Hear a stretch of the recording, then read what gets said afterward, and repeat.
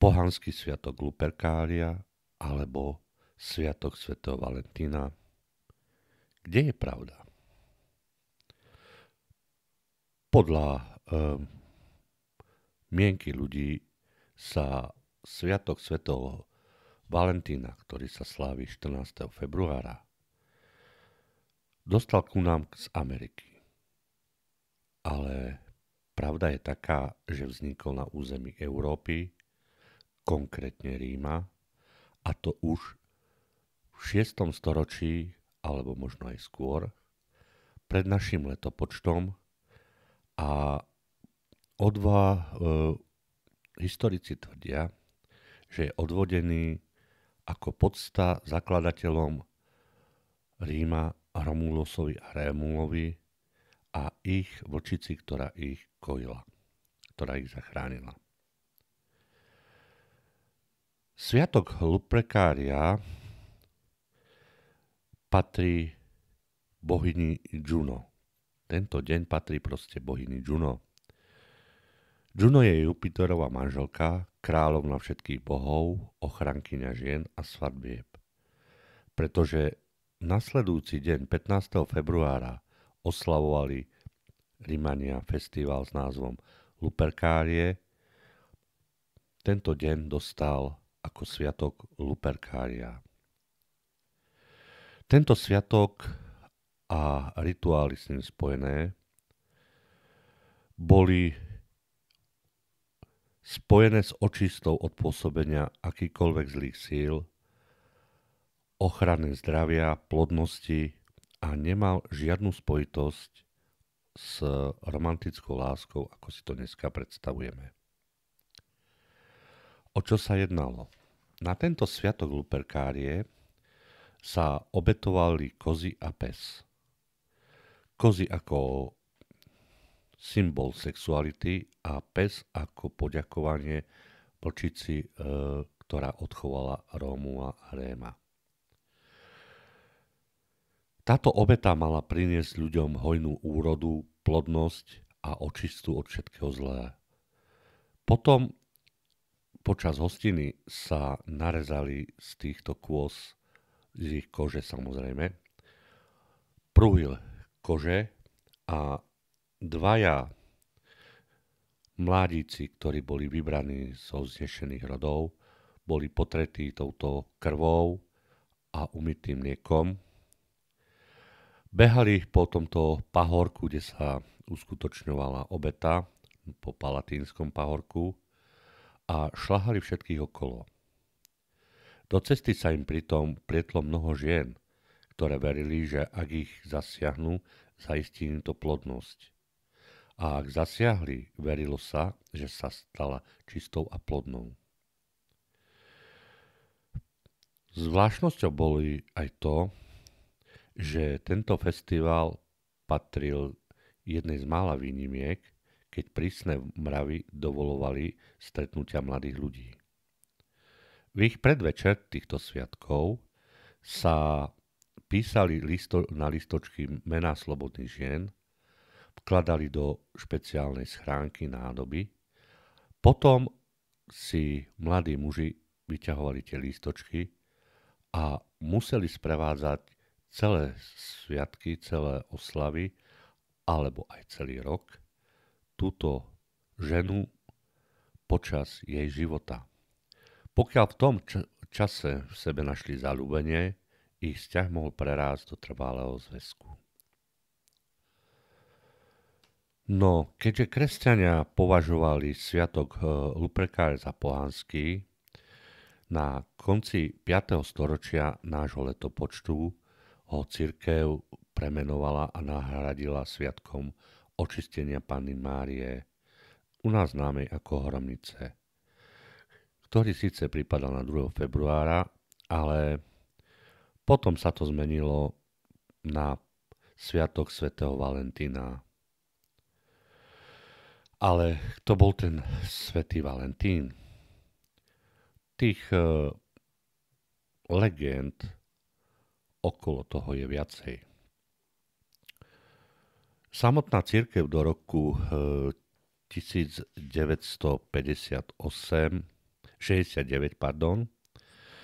uznávala hneď 11 sviatkov svätého Valentína. A kresťanská tradícia pozná hneď dvoch svätcov menom Valentín, ktorí môžu mať dočinenia niečo s týmto sviatkom. Pritom svätých Valentínov a Valentínov bolo viac ako 30. Z tých dvoch, ktorí vyšli víťazne, ktorí sa uvažujú, že môžu sa stať kandidátmi na pôvodcov Sviatku svätého Valentína, je rímsky kňaz Valentín Rímsky a druhý biskup Valentín Sterný. Obaja zomreli ako mučeníci v Ríme 14. februára medzi rokom 268 až 280. Okrem rímskokatolíckej cirkvi si pamiatku pripomína aj anglikánska a evanjelická cirkev. Východné ortodoxné cirkvi zas oslavujú 6. júla pamiatku Valentína Rímskeho a 30. júla pamiatku Valentína Sterný.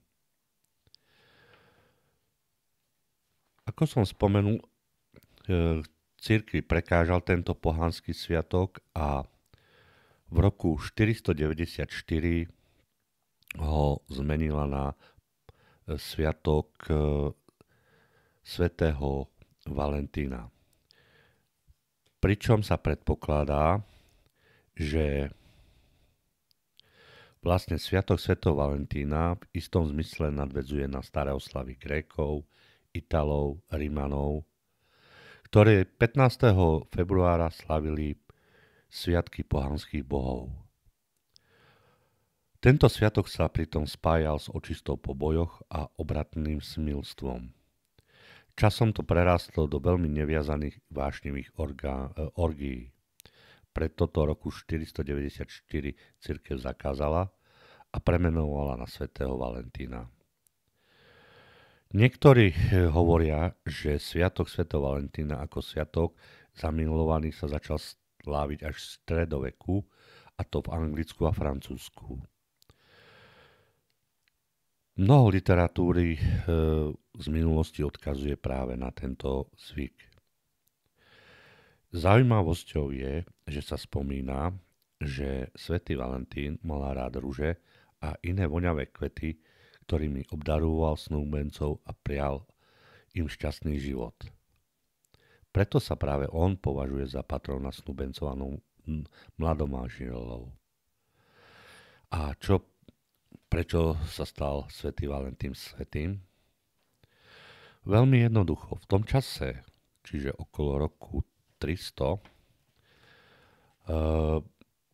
cisár zakázal vojakom sa ženiť, pretože veril, že len slobodný vojak môže sa naplno oddať vojenskému umeniu, boju a nebude sa báť bojovať. Ale svätý Valentín ich sobášil. Za to sa dostal na popravisko, kde mu bola sťatá hlava. Cirkev tohto svätca spomína prvýkrát v 5. či 6. storočí, kedy hovorí o dni jeho smrti. Z 8. storočia máme dokument, ktorý hovorí o jeho umúčení, priebehu, sťatí, pochovaní, ktoré v podstate zaznamenali jeho učeníci, ktorí neskôr tiež skončili na popravišti. Tých príbehov, tých možností je veľa. Pravdepodobne sa tam skutočne prelínajú dve osoby, ktoré boli potom spletené do jedného pletenca a dali ich do jednej osoby. Zaujímavosťou je aj, že v roku 1605 na podnet pápeža Pavla V. nariadil biskup Honoraty exhumovať telo svätého Valentína. Bolo to jednak kvôli overeniu autenticity a aby sa mohol oficiálne uctievať ako svätý v cirkvi. Našli ho pomerne jednoducho. Hlava síce bola oddelená od tela, čo potvrdilo, že ho sťali. Chceli preniesť jeho pozostatky do katedrály, no obyvatelia s tým nesúhlasili a preto na mieste, kde ho našli, vystavili Valentínovi baziliku. Táto bazilika, kde sa nachádza svätý Valentín od roku 1618, má aj mramorový oltár a za tým oltárom sa nachádza ďalší oltár postavený priamo nad hrobom Valentína. Aké sú ale skutočné zvyky a obyčaje na svätého Valentína v rôznych krajoch sveta? Niekde sa dáva darček vo forme kvetov, čokolády, valentínskych kartičiek. No ako to vypadá v jednotlivých krajinách? Bulhári slavia deň svätého Trifona Zarezana. Pritom vyhľadávajú páry miesta, kde môžu byť osamete a na svoju lásku si pripiejajú pohárom kvalitného národného vína. Pravdepodobne preto, že tento sviatok u nich je spájaný s bohom vínom Dionýzom. Rumúni slávia deň zamilovaných až 24. februára. Tento deň sa u nich spája aj s príchodom jary. Muži a ženy si navzájom darujú snežienky. Tváre sa umývajú snehom. To im má priniesť zdravie a šťastie po celý rok. Vo Francúzsku je to medzi 12. a 14. februárom, kedy Francúzi ozdobia svoje príbytky rúžami, stromy s valentínskymi kartami. Páry toto čarovné obdobie vnímajú ako príležitosť na vysadenie vlastného stromu lásky. Na Filipínach je tradične 14. február príležitosťou pre hromadné svadby. Stovky a niekedy až tisíce párov uzatvárajú manželstvo. Naproti to v Japonsku sú to práve ženy, ktoré obdarovajú mužov čokoládou. A muži majú potom čas až do 14. marca, kedy sa môžu rozhodnúť, či priazeň žene opätujú a túto láskavosť jej vrátia. Estónii na základe nejakých svojich koreňov, ruských koreňov, začali v posledných 2-3 storočiach stavať mosty na romantických miestach a tam si páry vešali zámky, visiace zámky, na ktoré vierili svoje meno ako symbol, aby sa ich spojenie nikdy nezlomilo. Wales má jeden zvyk, ktorý sa traduje zo 16. storočia. Ak sa otec dcéry, ktorú potreboval vydať, chcel uistiť, že mladý muž dokáže sa postarať o ženu a o rodinu, musel dokázať ručne vyrobiť lyžicu. V súčasnosti si páry 25. januára na deň svätej Dwyn Wen vymieňajú vyrezované drevené lyžice. V Brazílii je to 12. január, deň pred svätým Antonom, kedy sa v Brazílii slávi Dia dos Namorados. Svätý Anton je v týchto končinách považovaný za patróna manželstva. Slobodné ženy vykonávajú rituál nazývaný sympatia v nádeji, že práve oni sú tie, koho v blízkej budúcnosti čaká svadba. Južná Kórea je svojím spôsobom výnimočná, pretože Korejčania oslavujú lásku každý 14. deň v každom mesiaci. V decembri je to deň objatia, v júni deň boskov, v maji deň ruží, v apríli čierny deň, keď páry spoločne večerajú tzv. Čierne rezance. Íry a štvorlistok. To patrí zase k zvykom Írska. Traduje sa, že ak žena nájde a zje 4 štvorlistky, jeden pre vieru, druhý pre nádej, tretí pre lásku a štvrtý pre šťastie, a pritom myslí na konkrétneho muža, ten sa stane napokon jej partnerom, mužom. V Argentíne títo zobrali skrátka. Tento národ vyhradil celé jeden júlový, podotýkam júlový týždeň, na oslavu boskov. Hovoria mu týždeň sladkostí. Argentíčania si medzi sebou vymieňajú bosky za sladkosť. Myslím, že by sme to aj u nás brali. Češi a Slováci majú tiež svoje špecifiká. My oslavujeme lásku v máji. Na 1. mája mnohé páry sa boskávajú pod čerešňou ako šťastie pre celý rok. A na Slovensku mládenci z 30. apríla na 1. mája stávajú pred domom slobodných dievčat vysoké máje ozdobené farebnými stuhami. Valentín v súčasnosti teda predstavuje príležitosť, kedy môžeme dať milovanej osobe nejakým romantickým gestom najavo, čo pre nás znamená a ako veľmi si ju vážime. Zamilovaní ľudia si vymieňajú drobné pozornosti medzi sebou v podobe kvetkov, sladkostí, darčekov, ktoré si dávajú pre radosť, a veľmi často aj rôzne romantické odkazy. Voláme ich valentínky.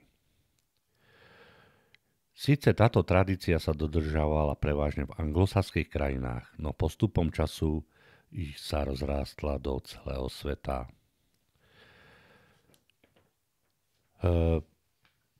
Pokiaľ ide o to, či je Valentín štátnym sviatkom, to vás sklamem. Nikde nie je štátnym sviatkom. Jedná sa normálne o pracovný deň a akurát je v kalendári anglikárskych a luteránov ako sviatok cirkevný. Čo ďalej dodať ohľadom tých valentíniek? Povedali sme si, že prvé oslavy sviatku svätého Valentína boli zaznamenané v 8. storočí. Kniha Gelasian Sacramentari. Ľudia si potom začali tento deň spájať s romantikou, ale až v 14. a 15. storočí, keď prekvitali predstavy o dvorskej láske. Prvou valentínkou, ktorú máme doložený, je pravdepodobne milostná báseň od francúzskeho vojvoda Karla Orleánskeho, ktorý sedel v londýnskom Távri, keď ho zajali, ktorú poslal svojej žene ako pozdrav. V britskej knižnici však nájdete aj ďalšiu valentínku, ktorá je považovaná za najstaršie doložené prianie k tomuto sviatku. Ide konkrétne o milostný list, ktorý 14. februára 1477 poslala slečna Kateri Brevsová svojmu snúbencovi Johnovi Pastonovi, ktorý bol jej milovaným Valentínom. Zverila sa v ňom, že požiadala svoju matku, aby sa u otca prihovorila za väčšie verno. Zaujímavosťou je, že už v roku 1835 bolo v Spojenom kráľovstve odoslaných viac ako 60 000 valentíniek, a to napriek aj drahému poštovnému. Neskôr sa tento trend rozšíril aj vďaka vzniku známky poštovej a dneska sú to SMS, správy, rôzne valentínske blahoželania v elektronickej podobe. Medzi hlavné symboly sviatku svätého Valentína patria všade prítomné srdiečka, ale aj postava okrydleného amoru. V Anglicku je to holubica a labute, ktoré majú pripomenúť ľuďom hodnoty, ako je vernosť a dlhotrvajúce partnerstvo. Hovorí sa, želabotie žijú spolu celý život. Po svete je doložených veľa zvykov, ktoré sa dodržiavajú s Valentínom, ale v podstate v posledných rokoch, posledných 10 ročiach sa tento sviatok tvrdo skomercionalizoval a z romantiky prešiel do formy čistého biznisu. Pre zaujímavosť, Deň svätého Valentína používa aj niektoré symboly z lupekária, či už úmyselne alebo nie, ako je červená farba, čo predstavuje krvavú obeť, a farba biela, ktorá značila mlieko používané na utieranie krvi a predstavuje nový život a plodenie. O tom, prečo sa vlastne Deň svätého Valentína slávi, dodnes nemajú historici jasno. Niektorí ľudia tvrdia, a ja som ich zastancom, že siaha minimálne do obdobia starovekého Ríma, kedy sa slávil ako sviatok luprekária pohanský, čo bol rituál spájaný so zdravím, plodnosťou a očistou od pôsobenia zlých síl. Druhí zase hovoria, že je to sviatok na úctu svätého Valentína, ktorý chránil lásku zamilovaných. Moja otázka znie, a aký je váš skutočný valentínsky príbeh? Prosím, napíšte mi dole do komentárov, prípadne pošlite na mail veštecjozef@gmail.com alebo nejakým spôsobom dajte to vedieť svojej láske.